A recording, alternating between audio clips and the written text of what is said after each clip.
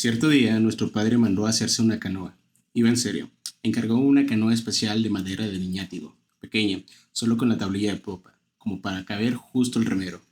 Pero tuvo que fabricarse toda con una madera escogida, fuerte y arqueada en seco, apropiada para que durara en el agua 20 o 30 años. Nuestra madre maldijo la idea. ¿Será posible que el que no andaba en esas artes se fuera a dedicar ahora a las pescatas y a las cacerías? Nuestro padre no decía nada. Nuestra casa, por entonces, aún estaba más cerca del río, ni al cuarto de legua.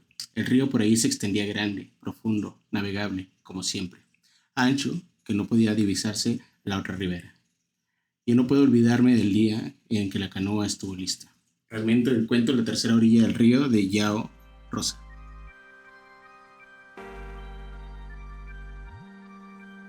Bienvenidas y bienvenidos a El Vertedero de Ultra. Aquí todo lo que el mundo considera extraño, imposible o absurdo, viene a parar. Cada semana vamos a escarbar entre los restos, entre los datos polvorientos, las desapariciones inexplicables, los mitos persistentes y las grietas de la vida cotidiana, donde lo insólito se disfraza de rutina. Nuestro enfoque tiene tres rostros: lo histórico, para rastrear los hechos; lo esotérico y literario, para intentar traducir lo simbólico; lo cotidiano y psicológico, para mirar lo que se asoma detrás de las pantallas, de los gestos y de las palabras comunes. Vamos a seguir estelas que se desvanecen en la niebla, a escuchar voces que llegaron por radio desde ninguna parte, y a buscar entre espuma y sal los nombres que el mar se tragó sin volver. Y recuerden, si alguna vez sienten que algo los observa desde la niebla, no miren demasiado tiempo. Podría ser un barco que no trae a nadie, pero viene por alguien. Los casos relatados están basados en hechos reales documentados. Aunque algunos relatos incluyen interpretaciones simbólicas o testimonios no verificables, nuestro enfoque combina la crónica, el análisis y la exploración esotérica desde una perspectiva narrativa. Y pues bueno, estamos aquí una semana más, hermano. Una semana más, hermano, ¿cómo estás? Bastante bien, bastante bien. Hoy los casos se vienen bastante húmedos. Aprovechando la lluvia, así que de pronto vimos a mucha gente nadando por ahí, transformando su carro en lancha. Se nos ocurrió esta idea. Exactamente. Sí, yo fui uno de esos que mi carro andaba en lancha. Y sí, se siente feo, se siente... Sí, como la del miedo, la desesperación de Dios, ¿qué voy a hacer si está feo? Y digo, cuídense mucho en estos tiempos de lluvia, es imposible que no nos pase nada, pero pues por ahí andar al tiro, cualquier cosa. Y bueno, yo soy Jonathan Urbina. Yo soy Martín Estrada, una semana más. Hoy vamos a hablar de barcos fantasmas, hermano. Exactamente, así que preparen sus lanchas, preparen su sombrero de pirata y vamos para allá. Vamos, hermano. Dicen que el mar no guarda secretos, los arrulla. Las olas repiten nombres que ya nadie recuerda. Hay barcos que parten y no regresan. Mensajes cifrados en botellas vacías. Miradas que se disuelven entre la niebla. Pero el misterio no está en la tormenta. Está en lo que no se dice cuando el viento cesa. En la mitología universal, el agua es umbral, bautismo, abismo, espejo. Para los egipcios era Nun, el caos primordial. Para Jung, el inconsciente colectivo. Pero en todos los mitos, cruzar el agua es transformarse. Hoy, en el vertedero de Ultar, bajaremos al fondo de estos tres naufragios del alma, que no son historias nada más de marineros, sino que son advertencias flotando en la superficie. Bueno, preparen sus sombreritos de Sherlock Holmes, preparen su pipa. Y como buenos detectives de sofá que somos, hermano, vamos a empezar con nuestro primer caso. No pudimos escoger mejor día, hermano, para grabar. Nuestro primer caso es el holandés errante. Exactamente, y con esta lluvia de fondo. En el corazón del océano, donde la brújula vacila y el cielo no distingue noche de día, hay rutas que no figuran en los mapas, rutas trazadas por barcos que no pertenecen a este mundo y que sin embargo se dejan ver, no en puertos ni en bitácoras, solo en las pesadillas del marinero que temblando juró haberlos visto. Una de esas visiones tiene nombre, un nombre que atraviesa los siglos como si hubiera echado el ancla, el holandés errante. No es solo un barco, es una condena flotante, una advertencia con velas desplegadas. Dicen que su capitán desafió a la voluntad divina, que maldijo al cielo y fue maldecido a su vez. Desde entonces su silueta emerge en medio de tormentas imposibles, para luego desvanecerse dejando la muerte detrás. El relato nace como toda buena maldición, en un acto de soberbia en el siglo XVII. El capitán der Decken, un navegante holandés de temple duro y corazón de hierro, intenta cruzar el Cabo de Buena Esperanza en medio de una tormenta despiadada. La tripulación le suplica que vire. Los marineros rezan, algunos lloran, pero él, ebrio de orgullo, se planta al timón y grita al viento: no retrocederé jamás, aunque tenga que navegar hasta el juicio final. Y el juicio llegó, no del mar, sino de algo más profundo. Dicen que en ese momento una figura se le apareció. Algunos dicen que era un ángel, otros un demonio. Lo que es seguro es que Vardegen selló su destino. Fue condenado a navegar por la eternidad sin tocar la tierra, sin conocer descanso. Su tripulación, muerta en vida, cuerpos espectrales obligados a izar las velas del castigo. Me lo imagino el vato así como el de Forrest Gump, que se sopla. Sí, no, el teniente Dan. Teniente Dan. Eso es todo lo que tienes. Al parecer no, sí fue mucho más de lo que tenía. Sí, también me recuerda mucho a Bob Esponja, güey. Ah, sí. Había el holandés volador. Sí, holandés errante. Ahí está. Durante siglos, barcos han jurado verlo, una silueta roja luminosa apareciendo entre los relámpagos. El caso más célebre ocurrió en 1881, cuando el príncipe Jorge de Gales, el futuro rey Jorge V, navegaba en Bachant al amanecer. 12 marineros y el joven príncipe vieron un bergantín fantasmal recortado. Eso sí da miedo. Sí, no que veas un bergantín. Y luego fantasmal. Y luego fantasmal, no. Sí, qué miedo. Flotaba. Este bergantín flotaba, ok. Y además flotaba. Y brillaba. Esto se pone acá interesante. No tocaba el agua. Y al desaparecer, uno de los vigías que lo señaló cayó muerto. Otros 2 marinos morirían en semanas. Ni los navegantes más escépticos pudieron borrar lo ocurrido. El almirante escribió en su bitácora: el príncipe, en sus memorias, no era un cuento, era una advertencia.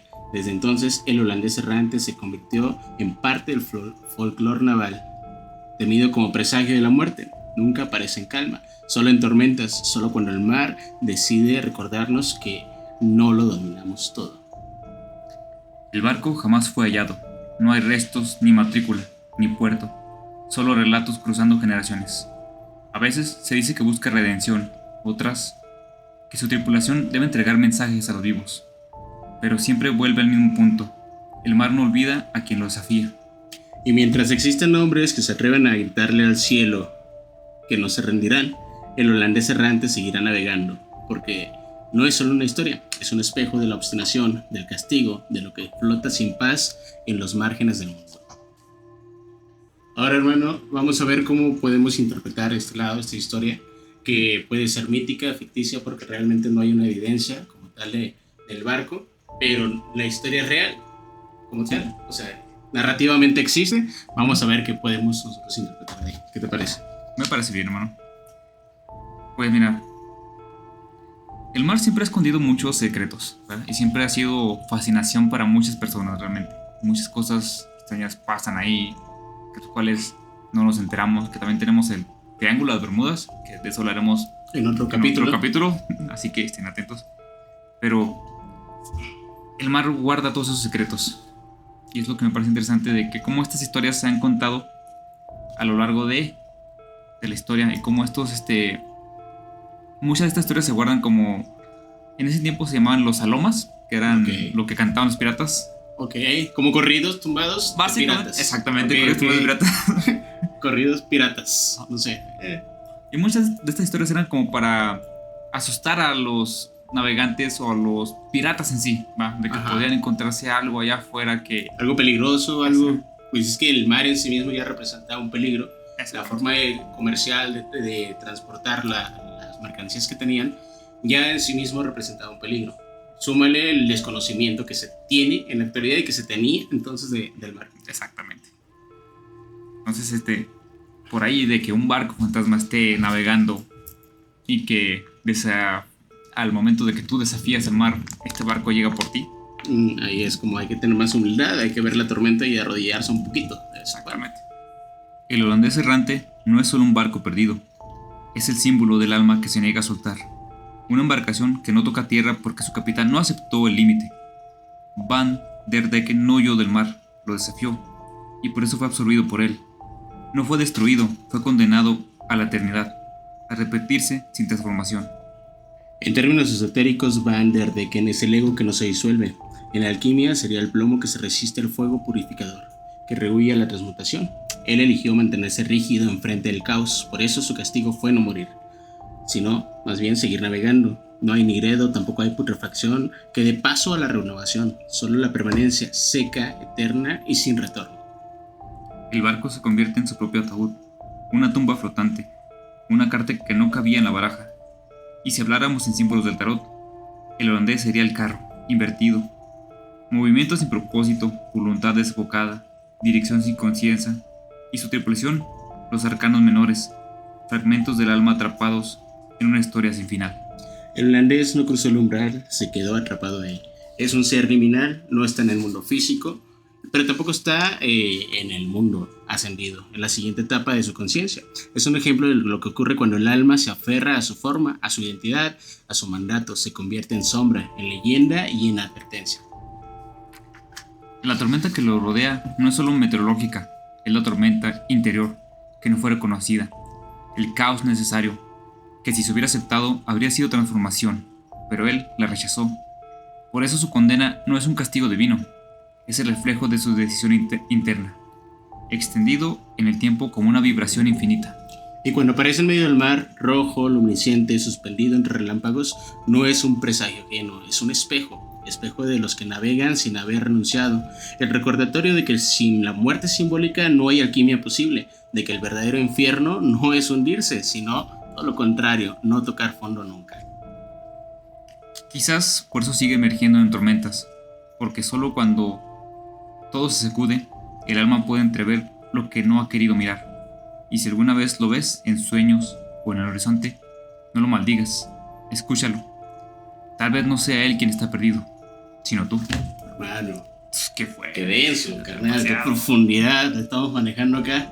Pero toca un punto muy, muy concreto. Esto del espejo y de verte a ti mismo no solamente en las mañanas cuando te vas a levantar, sino conocer qué actitudes has tenido y muchas veces entender o saber que esas actitudes que has tenido a lo mejor no forman parte de lo que eres ahora. Exactamente. Y también nos deja una bonita reflexión, por decirlo, de que vemos lo que le pasó a Van Decken por el ego que tuvo. Aferrarte, ¿no? Aferrarse y desafiar a la naturaleza, o sea, algo tan fuerte. Entender a veces que hay cosas que nos sobrepasan. A veces está chido ser aferrado, por ejemplo, en un proyecto que tengas. Sí. Pero ya cuando ves que hay ciertas cosas que te sobrepasan, pues tienes dos opciones. O trabajar en ti para fortalecer esos puntos débiles y sobrepasar a esas dificultades, pues o abrirte a chingar a tu madre un ratito, ¿no? Exactamente. O en este caso, que te lleve el bergantil. El bergantil, exactamente. Me está llevando el holandés errante. Por eso, o sea, porque de pronto sí nos vemos muy aferrados, o hay cosas que le sacamos la vuelta. Ahí a lo mejor yo tiendo a ser muy enojón y mi facilidad sería, ¿sabes qué? Soy así. Y ya. Que me quiere querer. Sería lo fácil. Pero la realidad es enfrentarme conmigo mismo porque, chingados, soy tan enojón de pronto, ¿no? Trabajar en uno mismo, entender sus propias debilidades, fortalezas y entenderse, básicamente eso. Y esta parte importante de a veces está feo tocar fondo, pero a veces como muy, muy necesario tocar fondo. Exactamente. Te da un punto de vista un poco diferente. Hermano, de un barco que jamás tocó tierra pasamos a otro que sí llegó, solo que lo hizo sin nadie a bordo. Así que vamos para allá. Nuestro siguiente caso es la nave, hermano, de Mar y Celeste. Imagina que navegas por el Atlántico en 1872. Viento templado, mar calmo, tu barco, el Dei Gratia. Avanzas sin prisa ni peligro. Todo está en orden, hasta que ves algo a lo lejos. Un navío sin rumbo. Se mueve, sí, pero como si nadie lo dirigiera. Como si el timón flotara por su cuenta.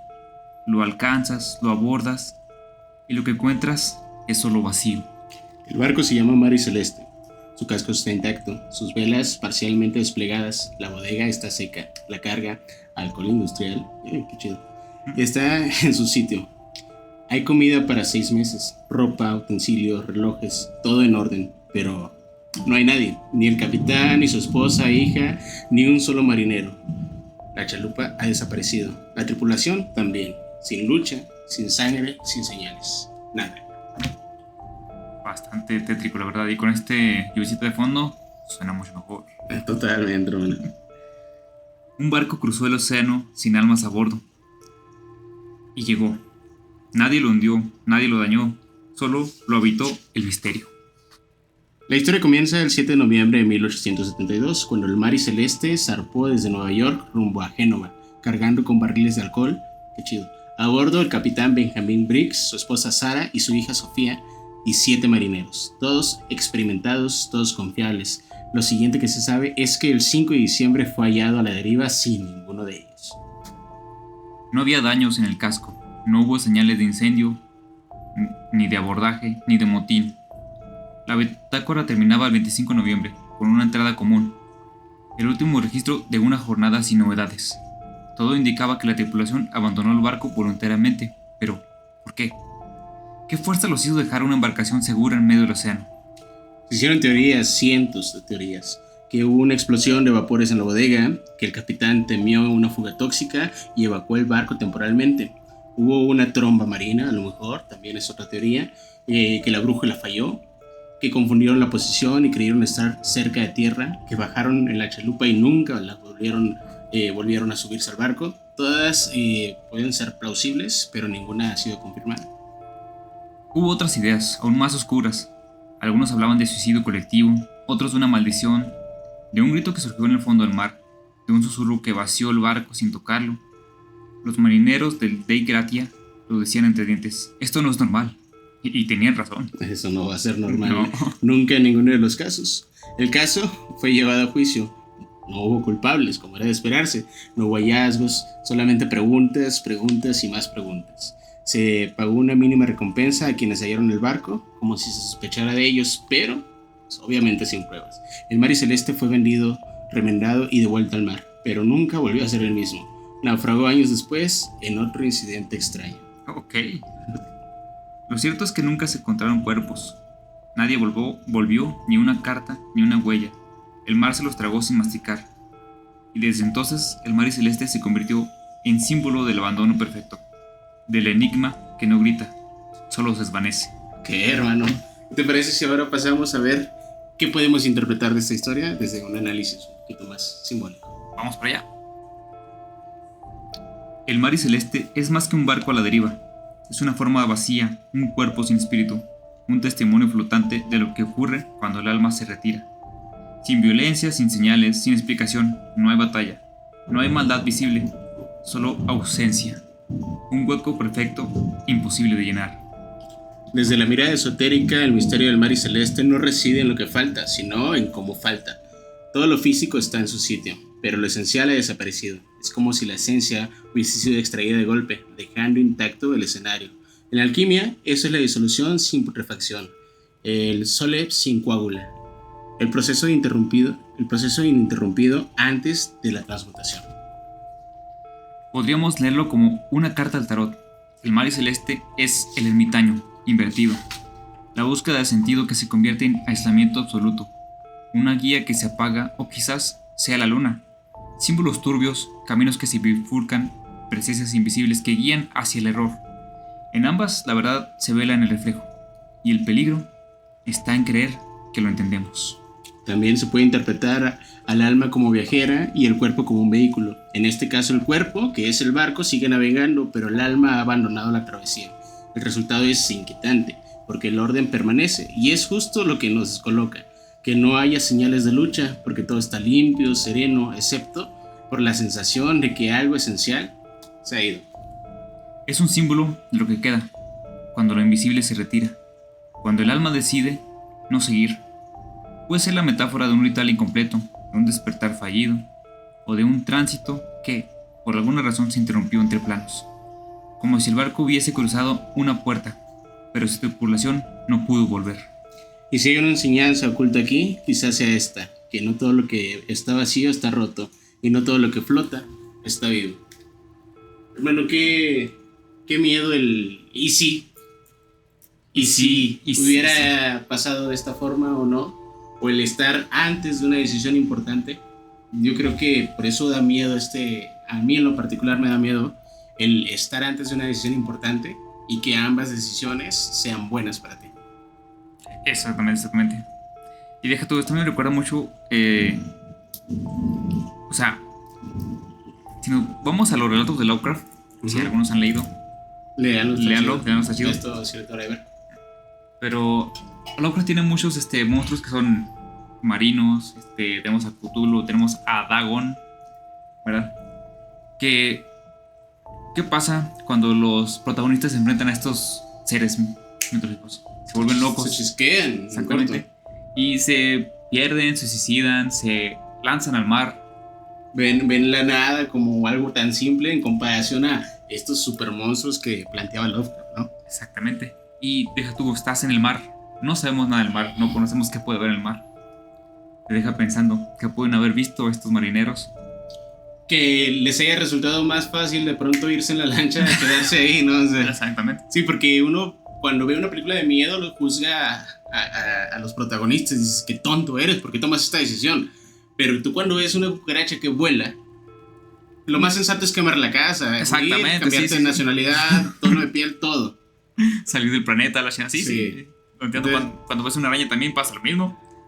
Malditas arañas, las odio. Sí. Y esto, las arañas y toda la cosa que nos saca de nuestra zona de estar tranqui, de pronto nos da miedo, y el miedo no es razonamiento, el miedo es instinto de sobrevivir. Entonces, ¿qué habrán visto para que el instinto de sobrevivir fuera tan grande? Exactamente. O sea, o qué vieron que los vio locos, que dijeron, mejor me voy, mejor me tiro al mar y ya fue. Y de pronto cuando juzgan las decisiones de uno, ¿no? Imagínate en la vida cotidiana o tal, que platicas o tomas una decisión medio cuestionable, no saben qué viste tú. Eso es cierto. Para hacer lo que estás haciendo de pronto, ¿no? Para tomar esa decisión. Así es. Así que no juzguen a la gente. Si sus amigos son otakus, está bien.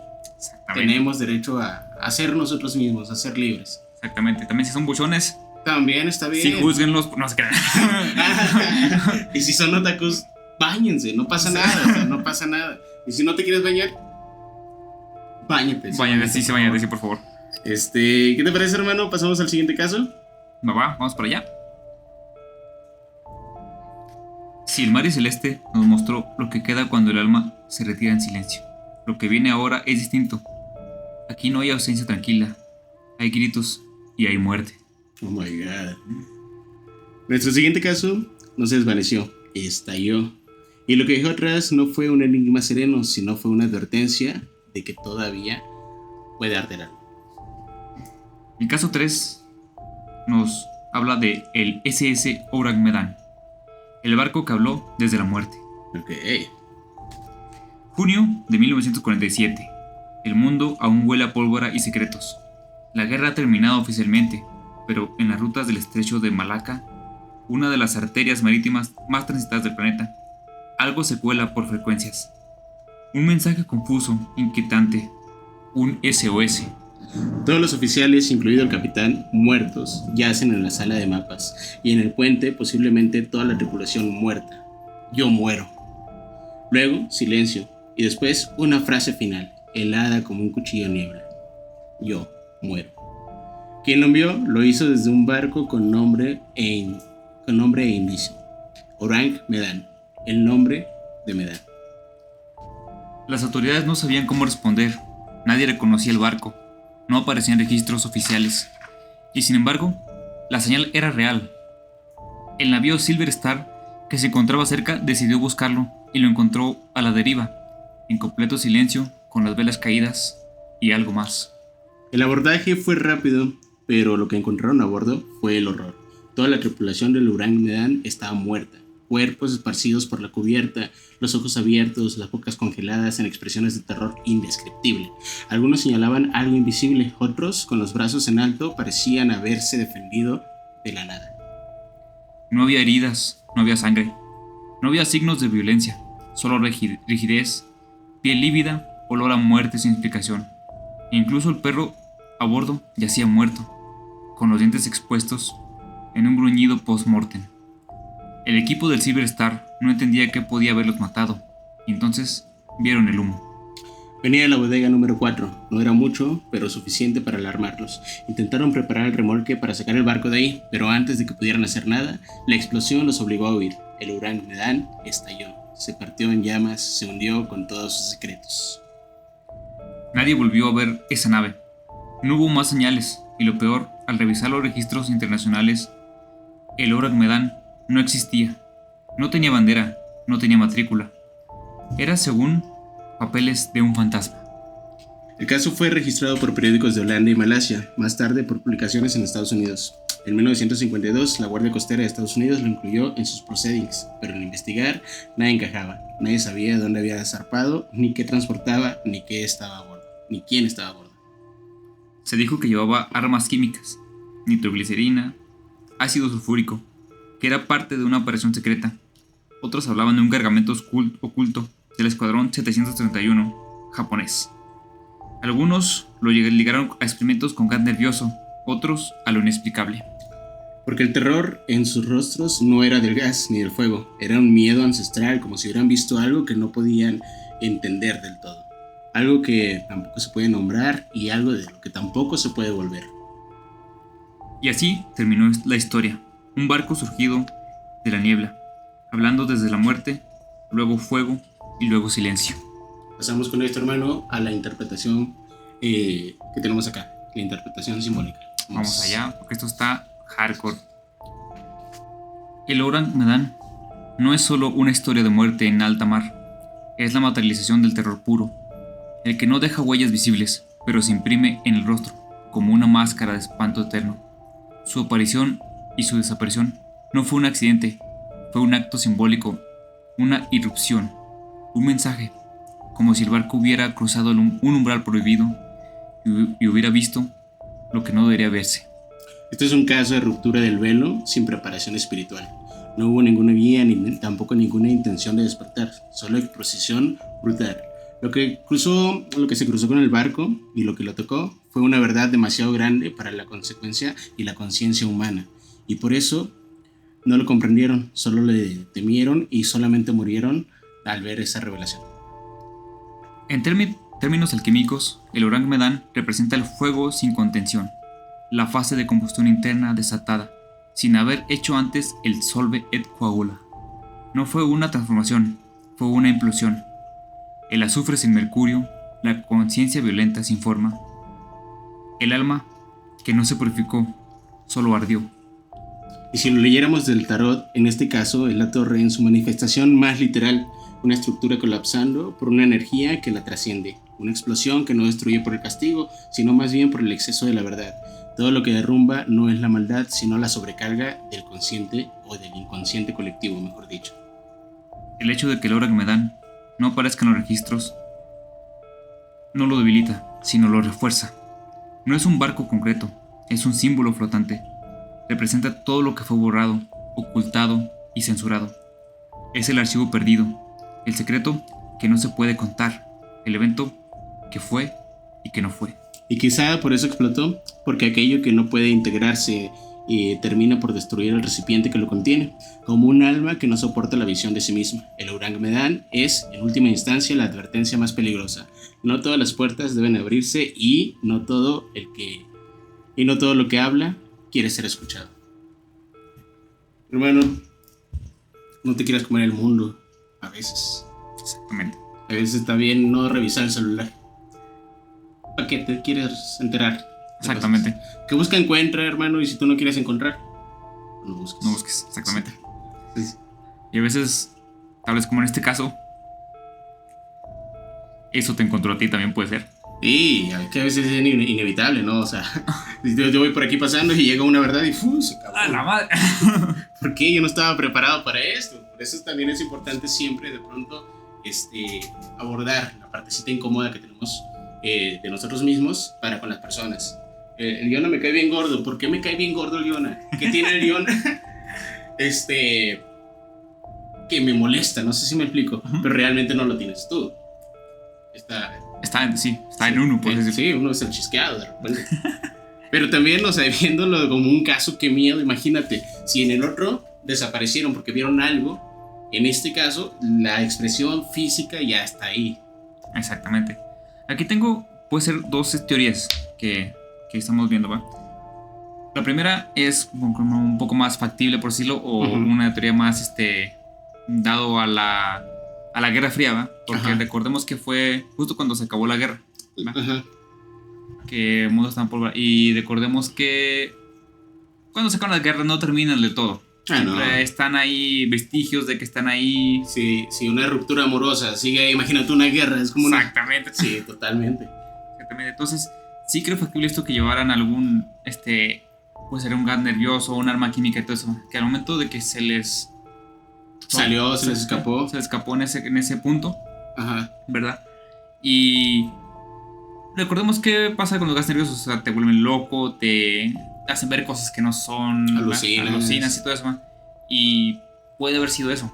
Es como el gas del Joker, ¿no? De pronto. Ándale, exactamente. Sí. Exactamente.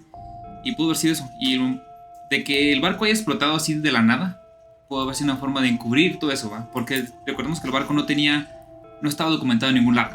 ¿Va? Entonces era un barco. Un barco de prueba. Un barco de prueba, exactamente.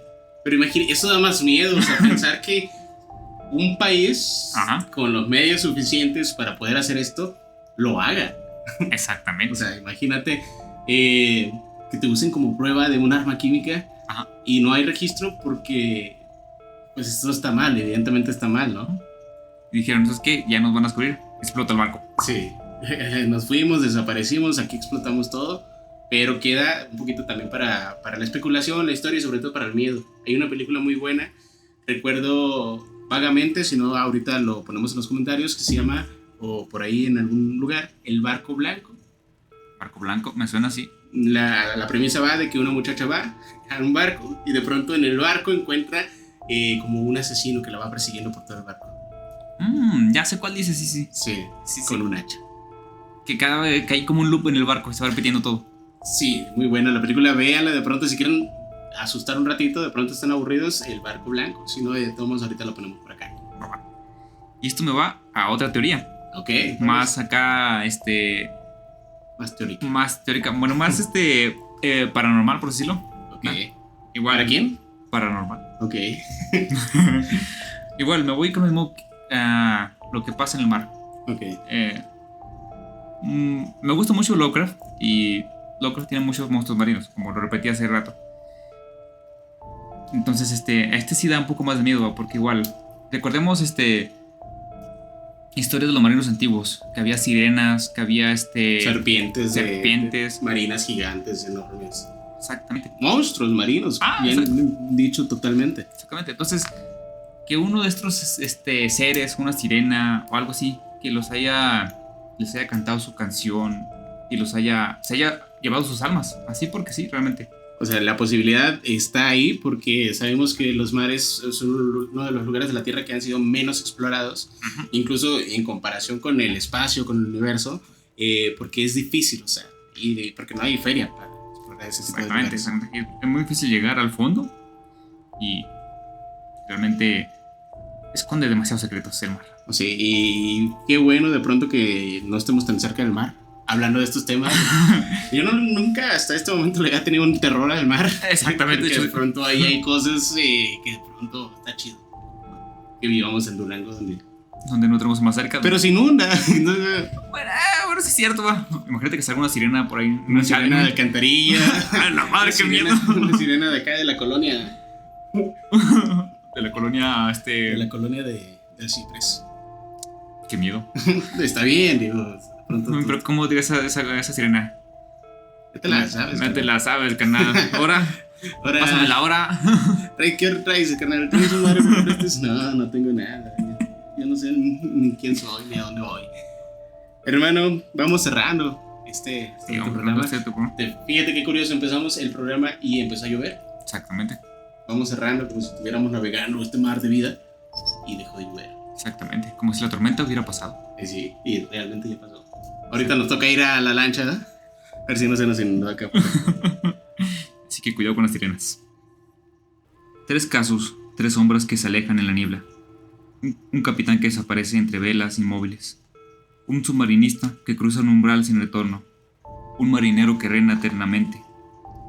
entre las orillas del alma. Ninguno murió en tierra firme, todos se perdieron en aguas que no solo ahogan, sino también guardan. Tal vez el mar no traga los cuerpos, traga la certeza, las verdades, lo que se hunde no desaparece, solamente cambia de forma. Los antiguos decían que el agua es el velo entre dos mundos, quizá esos hombres no huyeron, solamente cruzaron.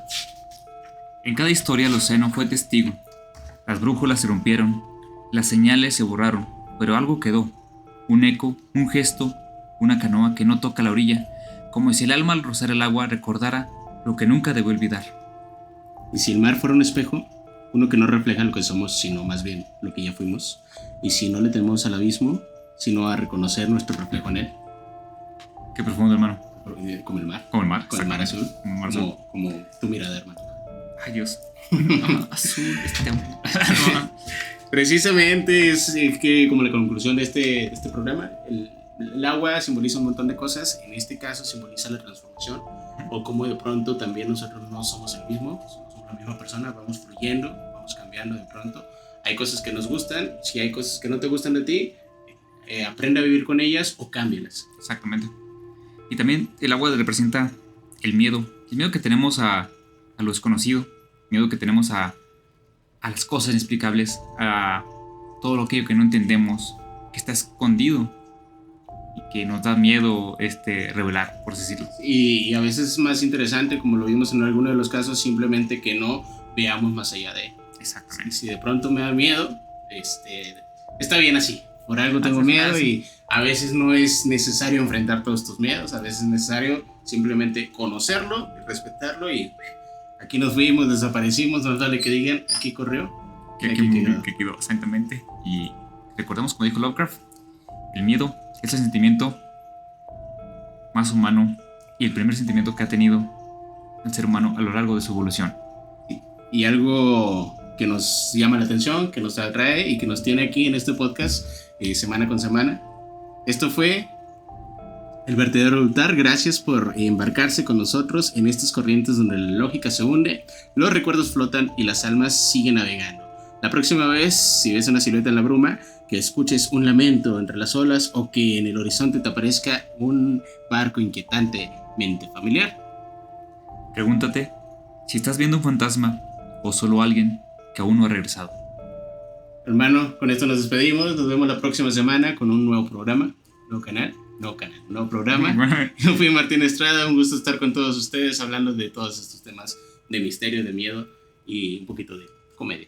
Exactamente, yo soy Jonathan Rubina y pues los esperamos aquí la próxima semana. Y recuerden, siempre traigan su sombrerito de Sherlock Holmes y sus pipas. Así es, vamos.